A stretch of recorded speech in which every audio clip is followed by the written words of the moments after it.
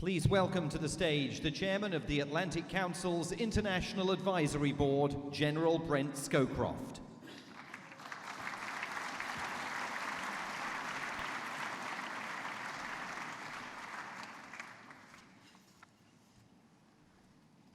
Mr. Vice President, distinguished honorees, ladies and gentlemen, it's great to be here with you. Just a few words about our next honoree. A few years ago, when Bob Gates was Secretary of Defense and getting an award from the Atlantic Council, he looked at the front row, which included President George Bush Sr. and other notables for whom he had worked. He remarked, "Once a staffer, always a staffer." It got a lot of laughs. I should feel the same way introducing Henry Kissinger. It is for me an honor frequently repeated.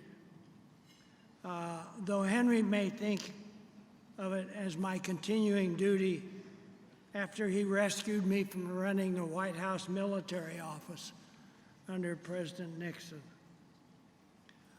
Anyway, I certainly would have run through all the jokes about Henry Kissinger needing an introduction more than the audience did and so forth. Henry Kissinger is rightly celebrated for his great strategic mind, his ability to summarize decades, if not centuries of history in a few cogent lines. His book, his latest book, World Order, is an example of this. And his ability to think about contemporary issues in their broader and especially their historical context, coming up with options that few could have imagined in retrospect. He has remained a brilliant force, the likes of which Washington has not seen since he left the State Department 38 years ago. It's unimaginable today that a Secretary of State would concurrently hold the office of Secretary of State and concurrently National Security Advisor.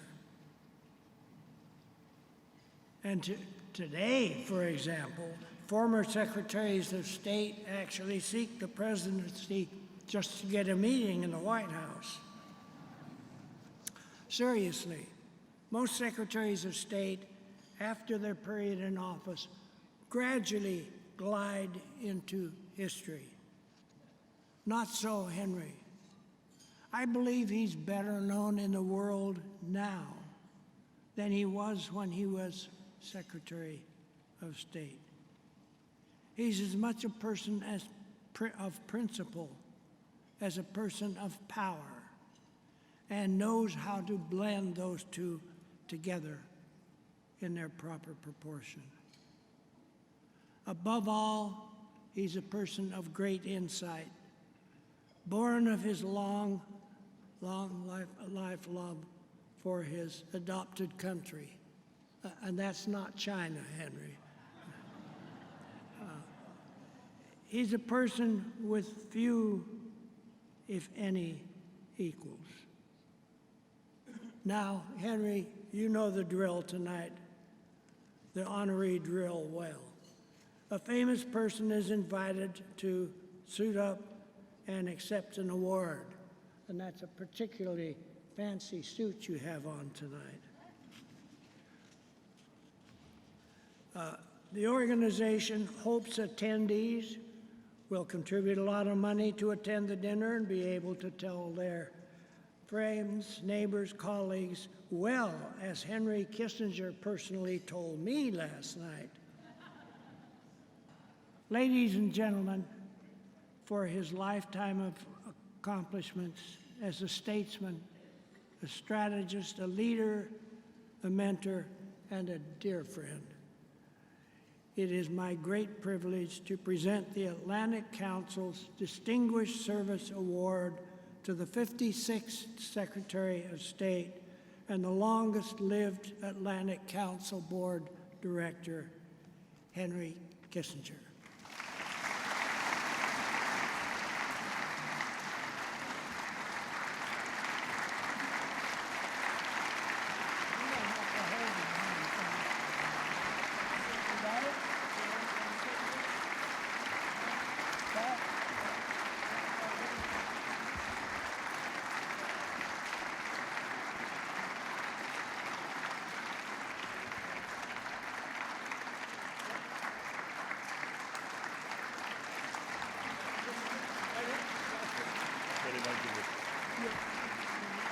Can you stand on that damn thing? Okay. No, they took it away. They were negotiating with me whether I should stand on something so that you can see me. Then they took it away because they thought it was beyond my capability to figure it out. It's a great privilege to be here, to be introduced by Brent Scowcroft.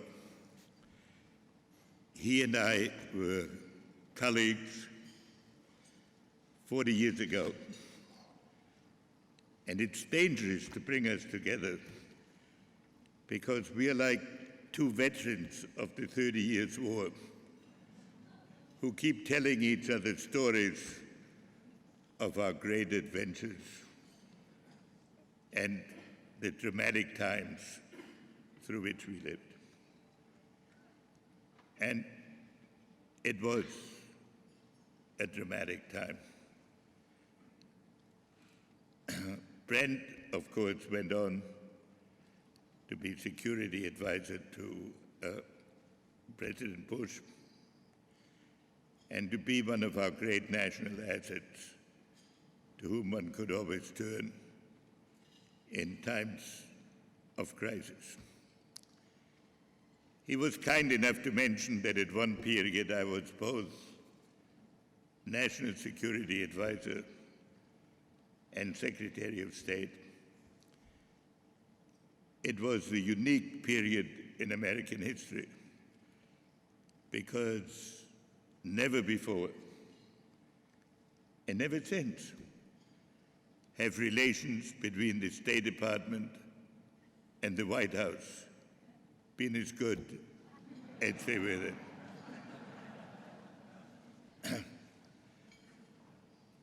It is, if we want to reflect about the challenges of our time,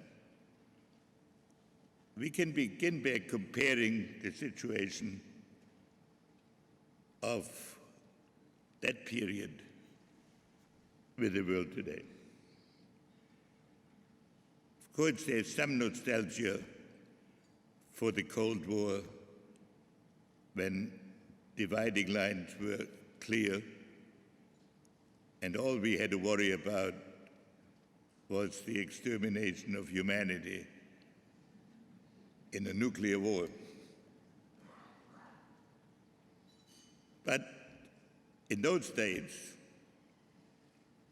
borders were relatively well defined. Conflicts were between states, and the complexities of the modern period had not yet appeared. In the present world, the challenge is not disagreements between states, although that still exists, but the emergence of non-governed areas. We have in the Middle East today 4 countries that are in whose governments are not able to control the territory defined by international law. Would be Libya, Syria, Iraq, and Yemen. In those conditions, non-state organizations appear that can reach beyond their geographic locality, but that are not governed by any principle of international law. In fact, many of them pride themselves on a flagrant violation of what the world considers international law. What makes it even more complex is that they are countries that act both as state and as non-state actors. On the one hand, they claim the participation in the United Nations, the attributes of sovereignty, and the general principles of international conduct.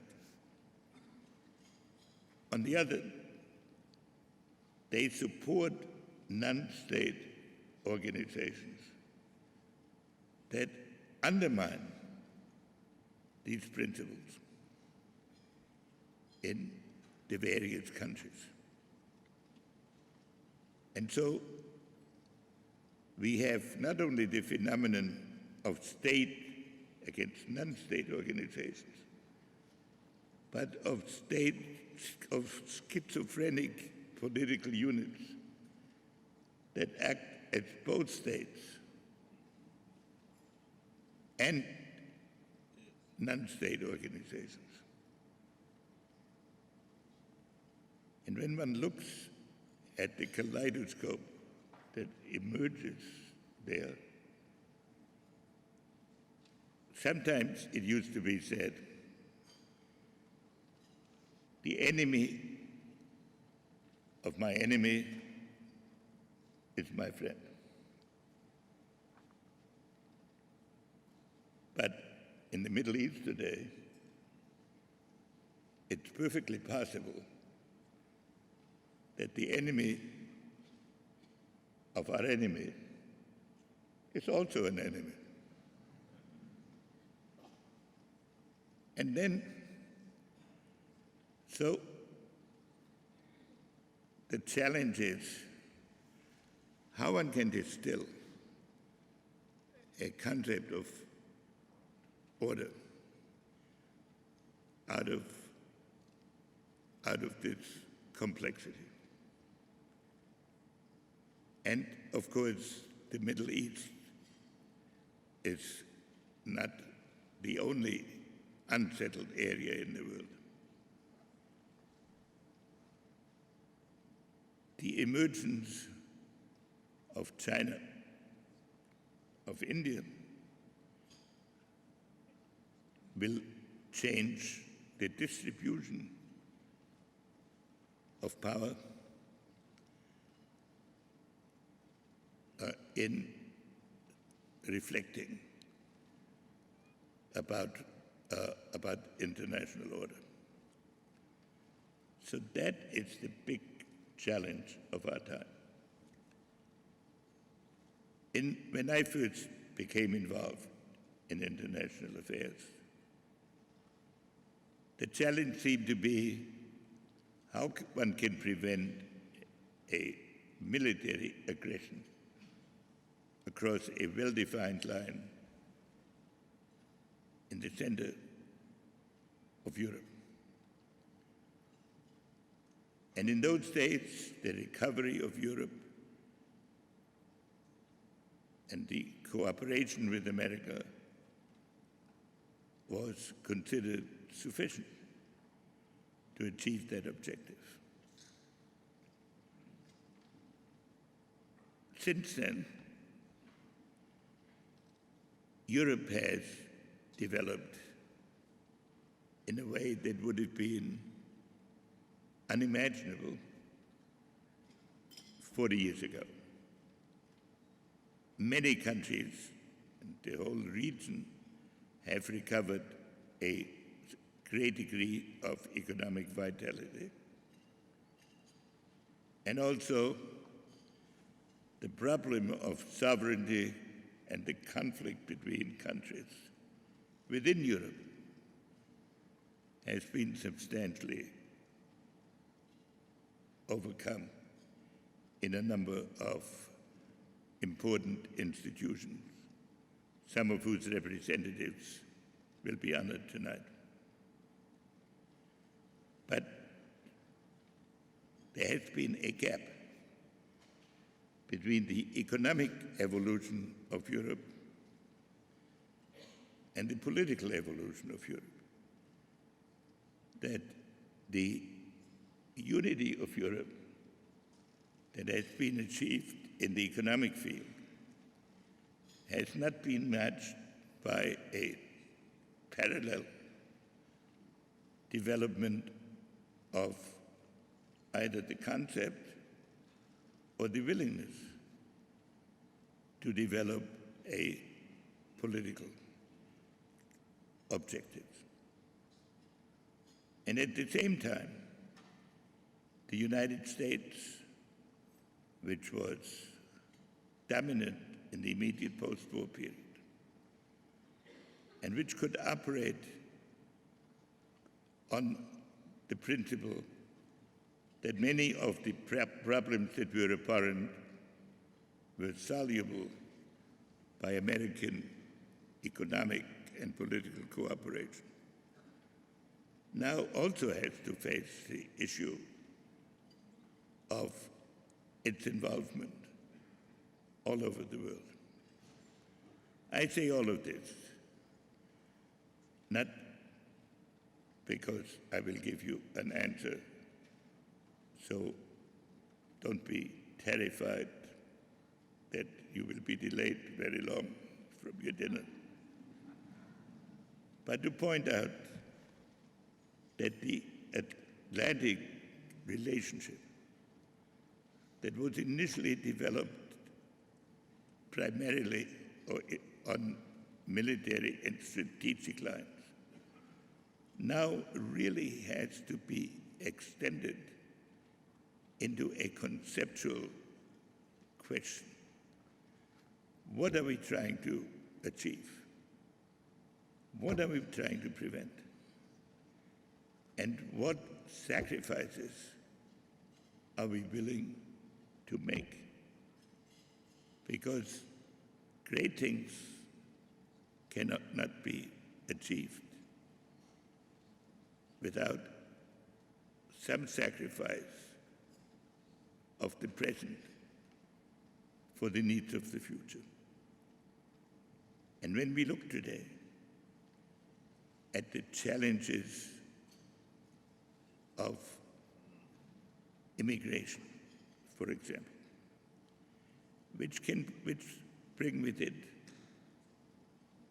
humanitarian needs, but also some reflections about the nature of what it's going to become of the civilization that had evolved in Europe and how it can be combined with the influx that it faces and how the conditions can be prevented from which this influx arises. We have one of the examples of the challenge, but also the opportunity of our time. I say this in order to underline why the Atlantic Council remains as important and with a need of even more dynamism than when it was originally founded. I've been told that part of this award it's because I'm the longest serving member of the Atlantic Council Board. It's terrific to get an award for longevity. And you can only improve on it. So I hope to be back here in future years.